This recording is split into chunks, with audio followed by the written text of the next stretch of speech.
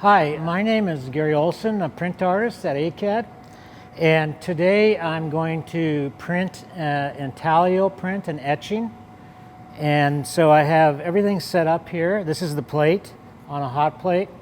I have my ink, I have palette knives and rags and tarlatan for wiping the plate, cheesecloth. So everything is set up before I start printing, so I don't have to run around and look for things in the middle of the printing. And I'll start with the ink. This is dark brown. The image on my plate is a buffalo, and since the buffalo is not a delicate kind of animal, I use very dark colors. So I'm using a dark brown from the can. I've proofed a lot of different browns and even black for this print, and I prefer a darker brown in terms of the final print. So when I open the can of ink, the first thing I do is take my thumbs and loosen the seal, because if you just remove the seal quickly, the paper sticks to the ink. So in order to try and avoid that, which is not always possible, I use my fingers to loosen it up, and it's basically it's very much part of the ink, so you can't really free it completely. And I do this, and I don't really want to stick my fingers in the ink.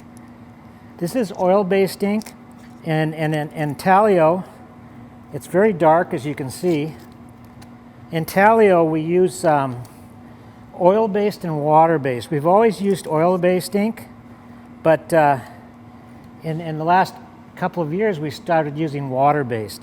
And some artists prefer oil-based, and some artists prefer water-based now. Oil-based is the traditional, and it's like oil paint versus watercolor acrylic paint, really. So when I remove the ink from the can, I just remove the top. Try and keep it level so it doesn't dry out in the middle. And often I'll mix a lighter brown with it, just to give it a little more kind of natural color, nature color. So this is raw sienna, so it's kind of a yellow brown mixed with what is called a darker brown here. So once I have the brown mixed, then I'm ready to put the ink on the plate. I need gloves for that, because you don't want to get ink on your hands.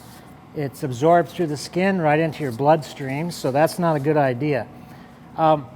These gloves are good because they're very durable, and you can use them over and over again. As you can see, I've used mine many times. So I turn on the hot plate.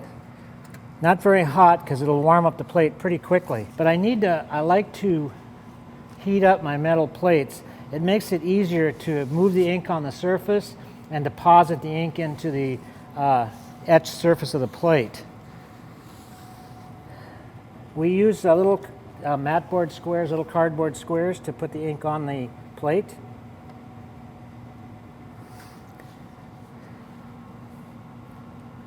So you have to cover the whole plate. Now, an etched plate is actually the image is etched into the surface of the metal. So it's not on the surface, it's below the surface. And so what I'm trying to do is move the ink on the surface of the plate, but deposit it into the etched area, which is below the surface. It's a very sculptural method. So in printmaking, the primary way images are realized is through hand drawing or photomechanical methods. And for a lot of printmakers, they use both simultaneously. For my work, I enjoy drawing, hand drawing. So my images are all created through hand drawing. So I consider etching a form of drawing. So basically, what I'm doing is drawing, using etching methods and techniques and processes. So I look at this, it's an etching, it's a print, but it's also a drawing. And etching allows me to draw in a different way and draw with different materials. And so because it's etched with acid, I consider the acid a drawing tool. So when I'm making my etchings, I'm actually drawing with the acid itself by the amount of time I leave it in the acid.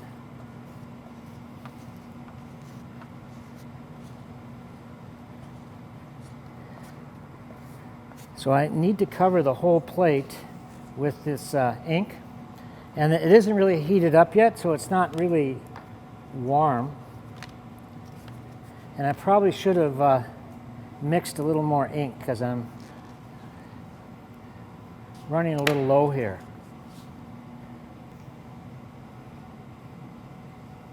Once the plate becomes warm, then this ink will move much easier across the surface. But at the same time, you really don't want to get the plate too hot, because when it's too hot, then the ink starts to evaporate. You might be able to see right now the ink is actually moving easier across the surface, and I'm able to cover more of the surface of the plate with the ink.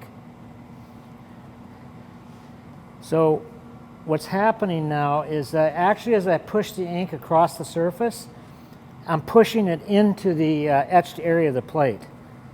So I'm actually putting ink on the plate more than taking it off or just covering it. So in printmaking, there's preparation, which is buying the materials, making sketches or drawings or taking photographs, planning the imagery, and that's all the preliminary stage. And obviously it's the research and preparation stage. And what you're doing is you're getting ready to make your print, make your art. That's the first stage of making an etching, is the preparation and research. Then once you actually start making the plate itself or working on the plate, then at that stage, it's the obvious creative part, because you're going from a piece of metal with nothing on it to an etched plate with an image on the surface or into the surface. And then the third phase is the printing, which I'm doing right now. And because it's hand printed, the artist has a lot of control how the image will look. And so this is wiping the plate is actually determining what the image is going to look like. Not as much as the etching stage, but in a similar way. So it's also a creative part of it. And when you're printing, especially when you're proofing, or if you're making a series of prints, not an edition, then this stage can be highly creative. And there sometimes with colored printing, I consider the tarlatan to be a paintbrush, because I control the color with the tarlatan. This is a monochromatic, a black and white print, so it doesn't need that kind of control. I'm just determining how light and dark it is now. So I can actually wipe a little bit of excess ink off to make it lighter, or leave a little more on to make it darker, which is called underwiping. So now I'm trying to deposit the ink over the whole plate. So the whole plate has some plate tone, has some tone on it. And at the same time, as I push the ink around, it's being deposited in the etched lines and etched textures that are actually etched into the metal. So I'm doing two things. I'm cleaning the plate, but I'm also inking the plate. At the same time, I'm removing the ink. And this is it's a big plate. This is 24 by 36 inches, which is a full-size etching plate, 2 feet by 3 feet. And so it takes a little more time to print the plate than a small plate. So as you can see, etching and printmaking is a very physical process. And that's something that attracts artists. Some artists really like to do physical work when they make their art, and this is physical. If you don't like it, to be real physical, then you might not like to do the etching. And I start with a really dirty tarlatan so that, I'm not wiping too much ink off too quickly. And then I go to a cleaner tarlatan to clean it up a little bit more. The plate's starting to get warm now. There's various ways to wipe the plate. Some artists wipe it vertically and horizontally. I like it to go circular motion. What I'm doing now is I'm just removing ink and watching the image. So I can see how light or how dark it is.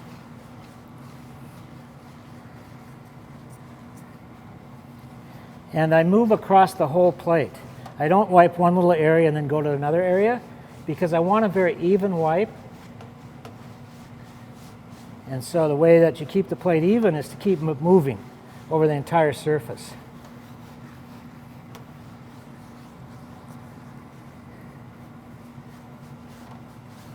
So I'm almost ready to take it off the heat because it's getting warm. I don't want to get too warm, so it's reaching that point.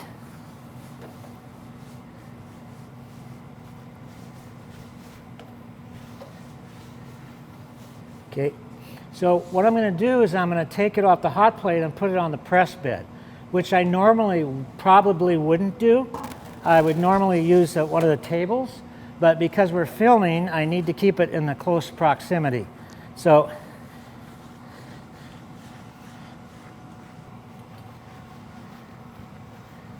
now I can see the image emerge from the inked surface.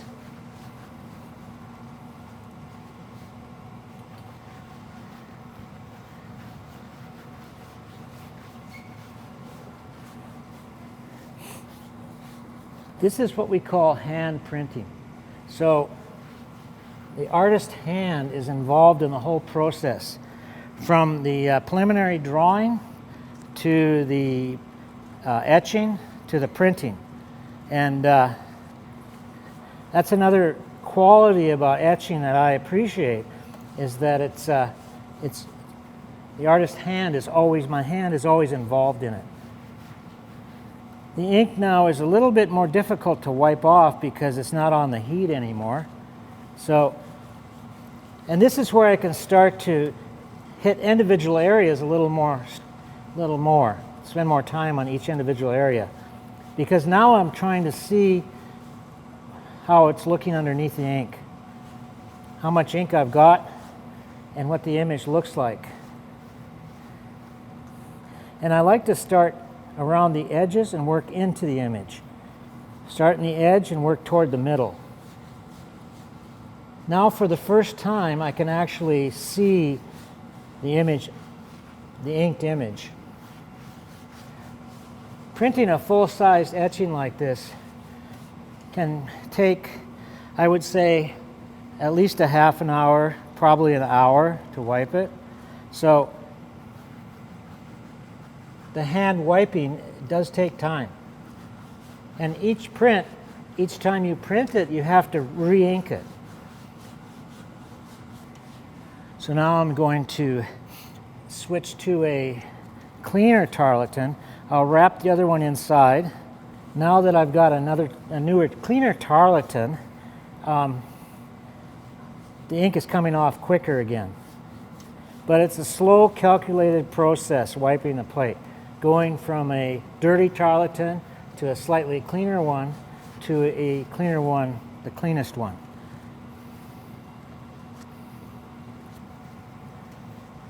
So this particular print, I always start with a soft ground line etching. Soft ground line was invented in the 18th century for artists to duplicate pencil drawings. Apparently they were interested at the time in having more than one pencil drawing, and probably for economic reasons. So the soft ground technique was invented. And I like using soft ground line because that allows me to use the acid more creatively, because the soft ground breaks down in the acid. And so I get to play with the idea of just the right amount of time in the acid to create the sort of look I want, the kind of surface I want to work with. And I tend to use acid very aggressively with my images. So soft ground makes it more fun for me because it etches much faster, it tends to break down, and the acid, it plays more of an impact in the final image. Because when it breaks down, you get false bite. And false bite has a quality to it that more of an accidental quality. It contributes things to the image that you don't draw, that the acid contributes. So with soft ground and aggressive etching, I look at it as myself as the artist creating the marks, and the soft ground contributing to that mark making process just by the way it etches the plate. But the challenge for me is to use the soft ground to get the effects I want, but not to lose the image. So that's the tricky part, but that's the fun part as well.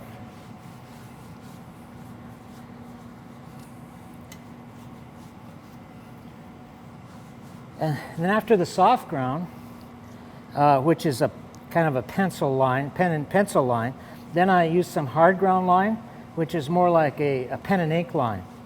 And I use that with the soft ground, after the soft ground, with the soft ground lines.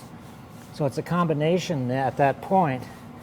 And then I may go into aqua tint, which is the primary way of getting tonal values in Intaglio. And on this plate, I've gone into deep bite, open bite, where you just leave areas open and let the acid bite into it. And that's the most sculptural method you can use in etching. So now I can see the image quite easily. And so now I'm just deciding how much ink to take off or leave on.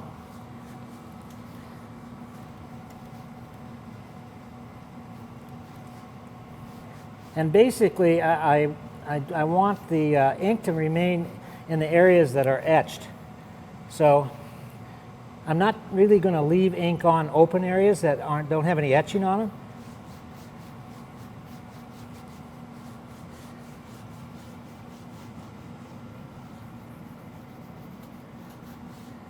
So I'm still wiping the entire surface. But as I wipe now, I'm really looking very carefully at what the image looks like as it's inked up, still inked up, or what the ink looks like with the image or on the image.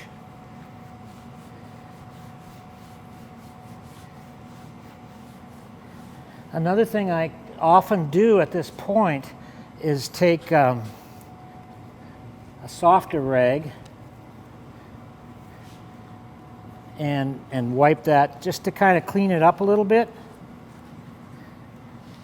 And this takes ink off quite quickly.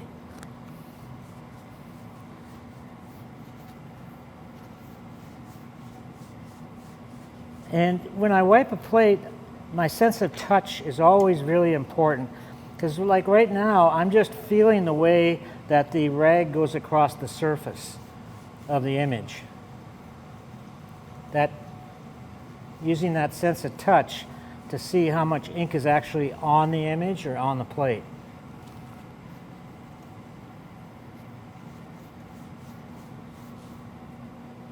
And this is the final stage of wiping.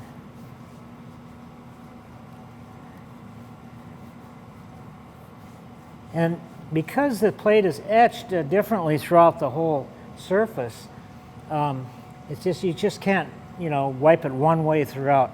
You have to be very sensitive to the etched surface and where the ink is and how it's working on the image. This is called cheesecloth. So tarlatan and cheesecloth to wipe the plate. Kind of cleaning it up a little bit around the edges here.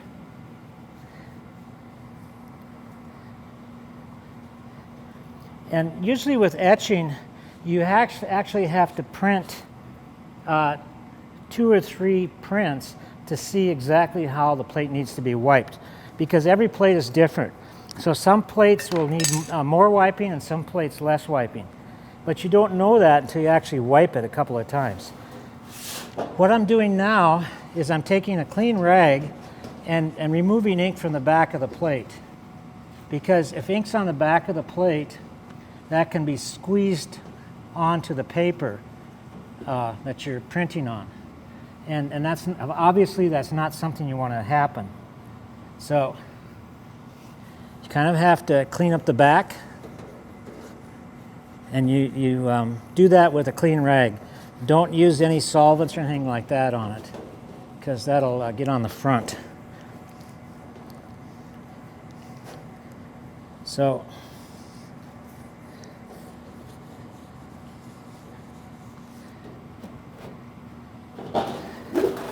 another way I do this is I take the rag and I just go right on the edge like this.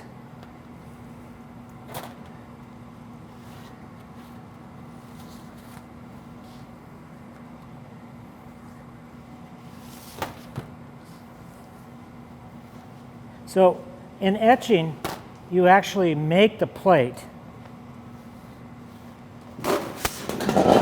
This is the plate that I made. But the plate that you create, that you etch, and the three-dimensional image on the plate is not the art. The art is the print that you make from the plate.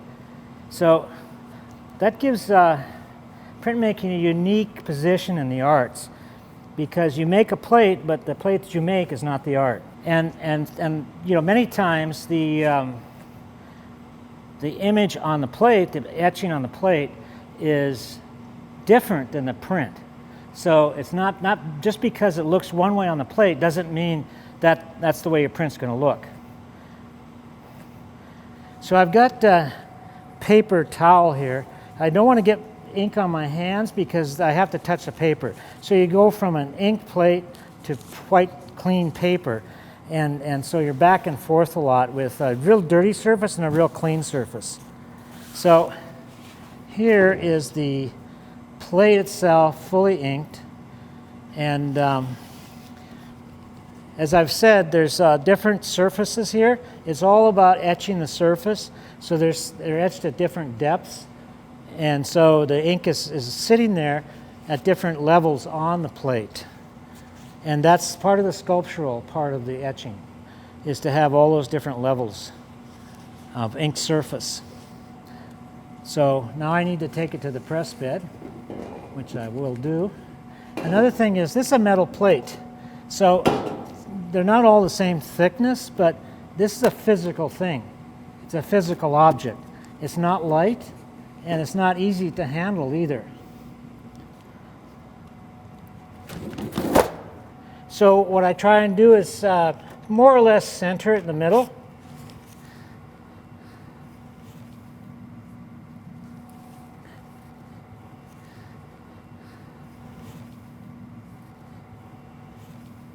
So now it's time to print the plate I've just inked up and wiped. And so we have this press.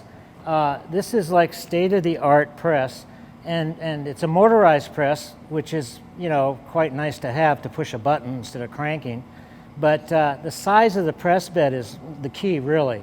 You could probably do a 4-foot by 9, 10, even maybe 12-foot print on this press bed. So it allows artists who want to make prints to work with prints on the size and scale of painting and drawing. So it takes takes the print out of the smallness that we're familiar with. And to do that, you can get a huge piece of metal, or you can use pieces of metal, which is the common way, or you can do collagraphs, which are cardboard prints, some form of board, like masonite, for example.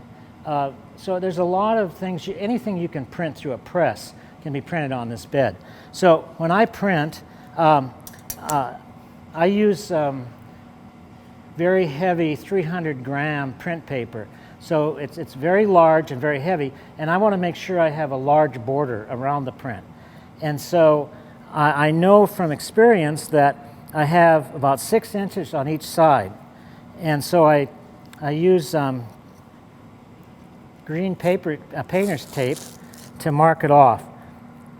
This will tell me where to put the paper. And so that's, that way I won't, I'll get it the same place every time, or very close to the same place. And on the other side, I have 3 inches on the top and the bottom. So here I need to mark it off 3 inches. And I'll do that on the other side as well. I only need to do this on one side because I'm going to roll the paper and just unroll it. So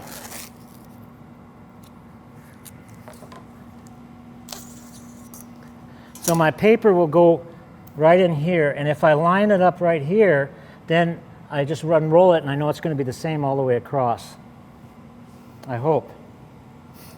If it's straight. So this is, now I'm ready to get the paper. So the plate's ready to go. Now I need to go and get the paper that's soaking and blot the paper dry.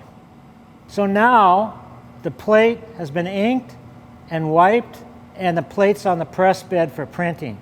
So now I have to remove the paper from the soaking tray. And this paper has sizing in it, so you need to soak it to get that out. Otherwise it'd be too stiff.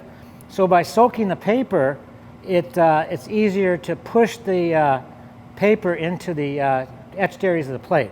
Because the plate's so big, it needs a strong paper. And so this is 300-gram BFK Reeves.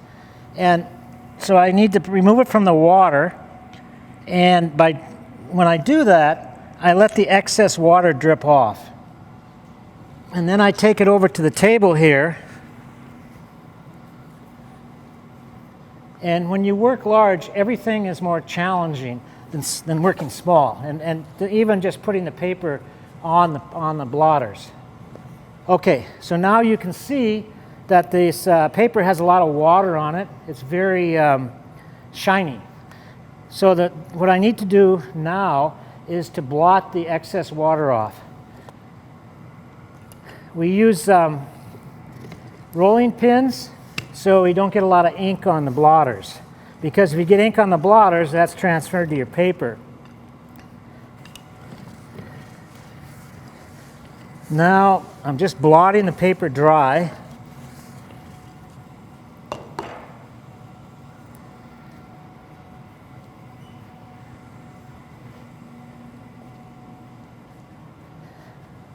So now I'm going to flip it around. There's 2 sides to the paper, so they both have to be blotted.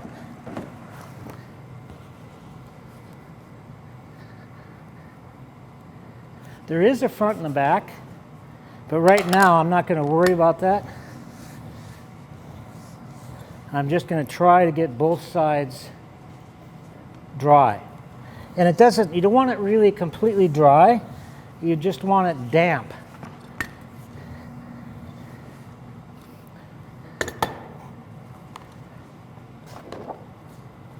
So I take the brush to get any little impurities off.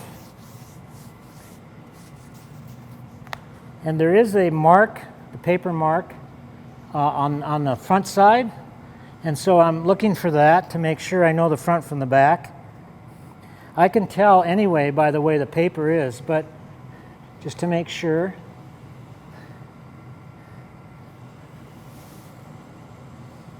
Okay, so this is the back side, and that's the front. So now, because the paper is so large, I like to roll it up. It's much easier to roll the paper and place it on the plate than it is to try and accurately get it on, eyeballing it. Okay, so now ready to bring the paper over the press bed. It's a nice cylinder, it's nice and tight, it's even, so I'm ready to go. So now what I try to do is place the paper right in those spaces I've just put the tape on. And so then I don't have to worry about trying to get it exactly where it's going to go, because that's got enough space on it so that I know it's all the way around. It might not be perfectly even, but it's really close. Before I print, I'll put large newsprint over the edge of the plate paper. This protects the blanket in case there's anything on the back. And you can see the blanket is really clean, and you want to keep it that way. So because this press is so large, and this is a press that any print studio in the world would be happy to have. So we're actually very lucky to have this in our facility, because you know, you just don't get an opportunity to have something like this. So I want to make sure it's flat, no creases. I'm ready to print. I'll be right over there.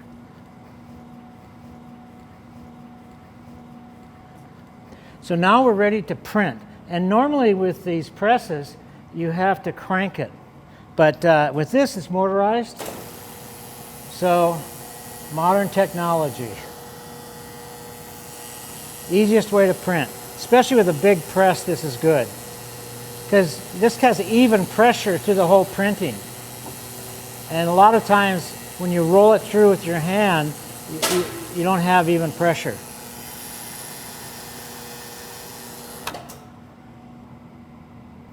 So now we're ready to remove the plate and the print from the press. So throw the blanket over, get rid of these, because they're not going to be used again. So now I pull it back. I'm doing it for the camera because normally I would look at it myself, but there's the printed image, right hot off the press. Now I need to pin it up on the wall. I'm going to use this space right here, and we print it up for two reasons. We put on the wall, pin it up. One reason is for the ink to dry, and the other is for the paper to dry and stretch. And so this can be kind of tricky.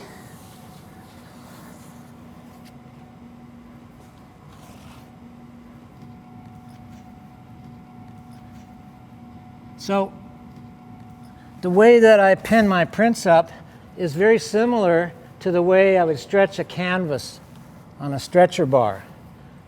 Start with the two ends, go to the middle, and then go to the corners.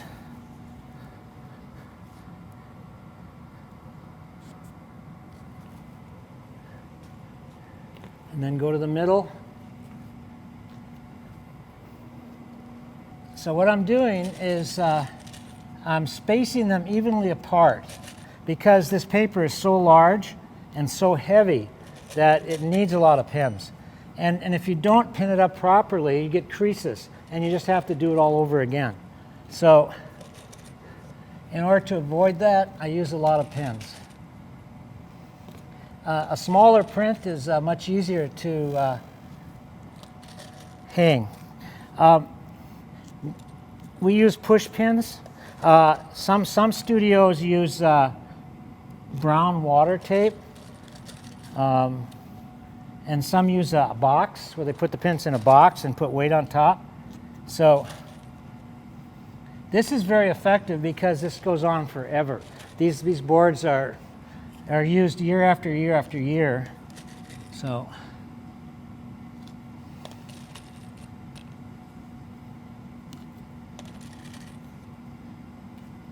you can see why this is my least favorite part.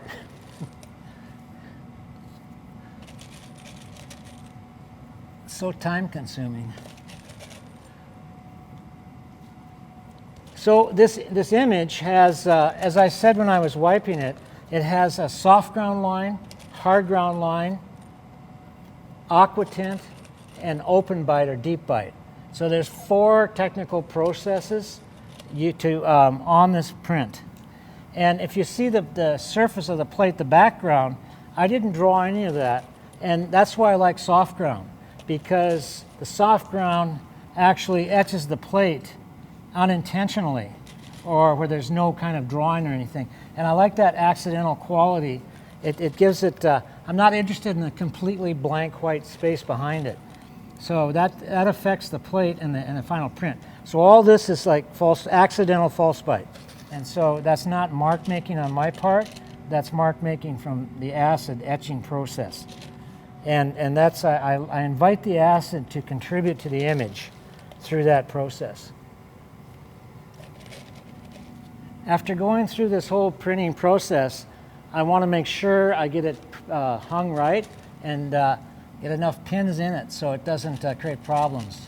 Well, another thing with etching is that you always get a border, because what etchers really like normally is that embossed surface on the edge. So the plate's actually embossed, so there's a difference in space between the surface of the paper and the plate. So you like to have that embossed quality in your work, and so you always have that in your print. And so when I remove this, you know, I want to have the border, and so I'll cut off this part, but I'll still have plenty of border around the print. And that's a characteristic of etching. And so those kind of qualities are one of the reasons artists make etchings, is because they like that embossed image, the sculptural quality, and the drawing quality. The paper is damp right now, but it's drying. As it dries, the next few hours, it'll get really tight, and that's what I want. It'll get flat and tight. But I needed to wet the paper in order to get what happens is the print paper goes on top of the ink plate, and it runs through the press with the roller, and you get tons of pressure. And the ink on the plate is inside crevices in the metal. It's not on the surface. It's inside the etched area. So in order to transfer the ink from that etched surface onto the paper, you need to wet the paper so it can be pushed down into the roller, and the blankets will push it down into the etched areas, and the ink is transferred that way. So every printmaking process is different, and this is how etching is done. Because it's not on the surface, it's into the metal of the plate. The etched image is in the plate, and the ink is in the plate. So in order to transfer it, you have to push the paper down into those areas. And that's what transfers the ink. So etching, for me, is a drawing process, but it's also very sculptural.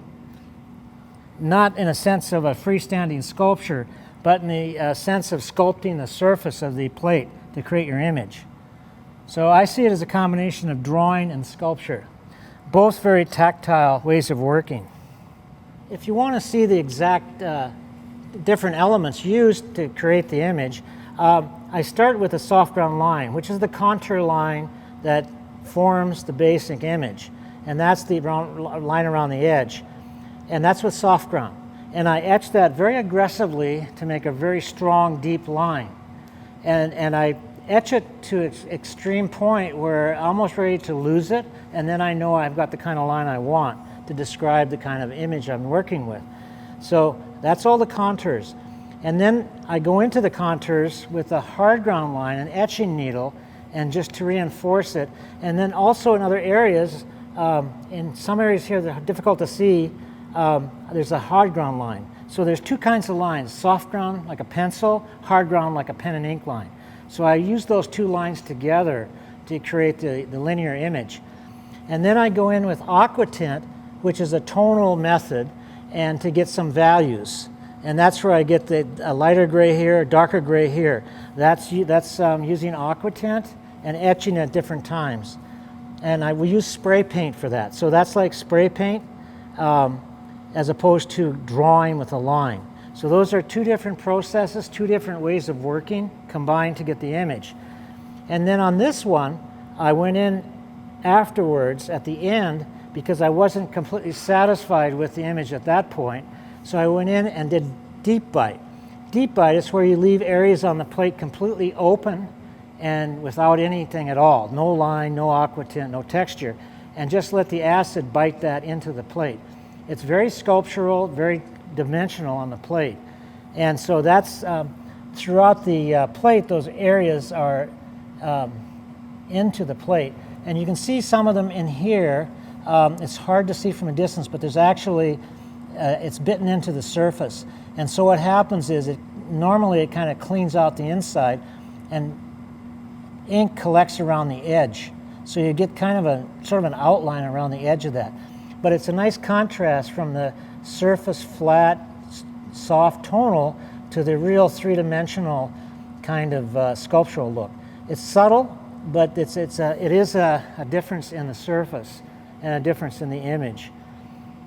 And with etching, that's kind of a lot of times what printmakers do is they combine different technical processes in one plate. So it's very collage-like in that sense. Different lines, different textures, different ways of biting the plate.